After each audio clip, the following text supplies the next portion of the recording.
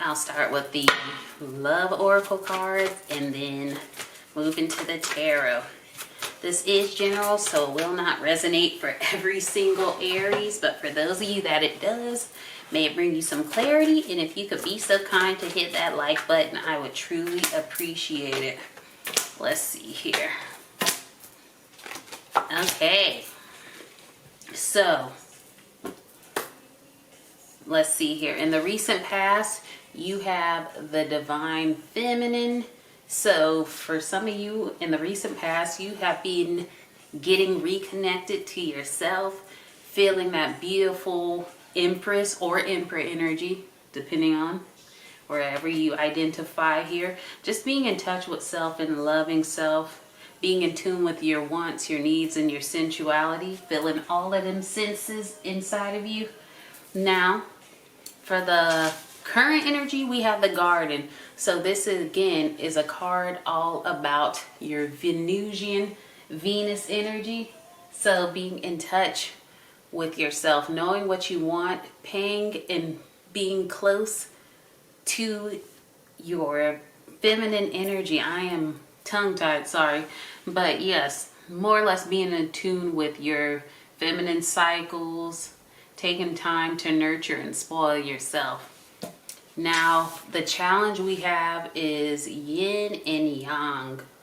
So, the challenge right now may be getting into balance. Now, if you're already in an existing situation, this could be getting the balance in that connection. Whether this is a balance in your feminine and masculine energy, that may be the current thing to work on. Forgive me for my bootleg setup, if that is throwing you off. So the likely outcome we have is connection. So beautiful. So let's go ahead and take the tarot cards and clarify here.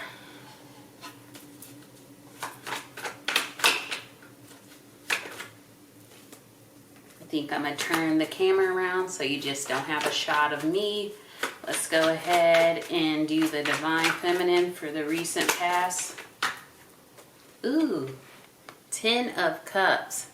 So some of you could definitely be very much in a nurturing, loving energy right here with the Divine Feminine and 10 of Cups energy. Again, for some of you, you could be in an existing relationship or connection here. This could be the thought of expansion here, moving into a situation where there is family cohabitation. Just overall, that feeling of happily ever after. Somebody could definitely see you as that energy as well. I think I am going to switch the camera around so you can get a better look. And then for the current energy, we have the Garden here. So the Hermit just jumped out. You could definitely be in your logical mind right now, analyzing what it is that you want, taking time to do things for yourself. Now, let me go ahead and switch the camera so that you can see what I got going on here. What do I have going on?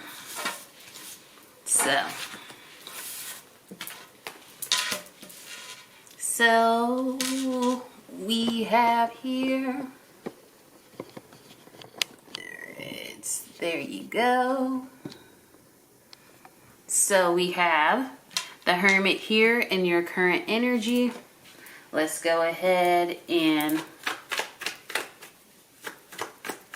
see what is going on. We have another major arcana. So let me move you up here. So the Strength in the Hermit, I feel like in your current energy, you're definitely feeling growth. You're feeling inspired. For some of you, it is more or less becoming more disciplined. I heard monk, but more or less finding the courage, whether this is growing more confident in yourself, facing your fears, possibly working on yourself. I know Virgo is represented here with the Hermit as well as Leo. We just came out of Leo season, now we're in Virgo. And of course, right now we are going through the retrograde period. So some of you right now this could be your quote-unquote downtime while you're focused on how can I better love and do things for myself here and feel stronger when I come out of this slower energy of the retrograde. Now, let's go to the challenge of Yin and Yang. We have, ooh, okay, the challenge. 10 of Pentacles coming out here. Again, for some of you, this may already be in an existing relationship here. We got Yin and Yang with the 10 of Pentacles. Like you possibly already have met this person or in an existing relationship here where there has already possibly been the combination of family here, possibly finances, or maybe you're in a situation where you don't know if it's moving that way or if you are ready for it to move in that situation. I did see the Moon card come out as well. So this could be possibly feeling like you don't know everything. Are there family secrets? Is my mind playing tricks on me? Has everything not been revealed yet? With this being the Moon card, you're just trying to follow and trust your intuition here. And also be mindful, the Moon, which with tarot represents Pisces, which I definitely associate very heavily with the 12th house. So be mindful that you are not in a self-sabotage energy here where you're thinking the worst or your mind is just in a chaotic place. Let's see here. Let's see what else for that challenge. The Knight of Wands here. Knight of Wands.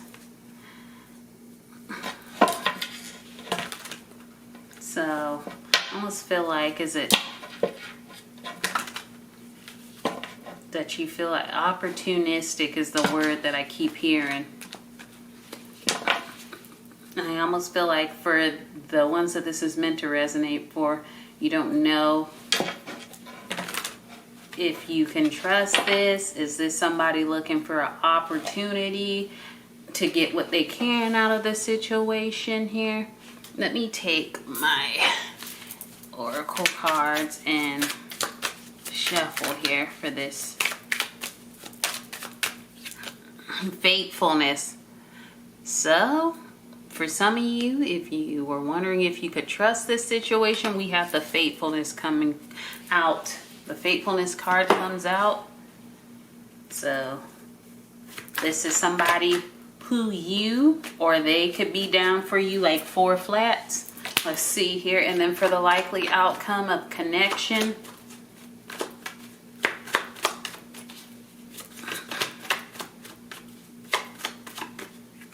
Oh, likely outcome of connection. We have another major arcana with the Judgment card. For many of you, the Judgment can represent being at a crossroads, having to make a major decision, possibly in this connection that you are in. The resurrection, the Judgment card can represent resurrection or rebirth here. So for some of you, this could be a transition or a transformation in an existing situation where maybe right now there is some quiet time, some downtime with the Hermit card here. Some of you, you're focused on trying to work on your sense of balance, whether this be with your income, finances. But I feel like overall, the energy is quite positive in this general check-in message here. You know your sense of worth and you want what's going to be emotionally fulfilling and someplace where you have the ability to build long-term in here.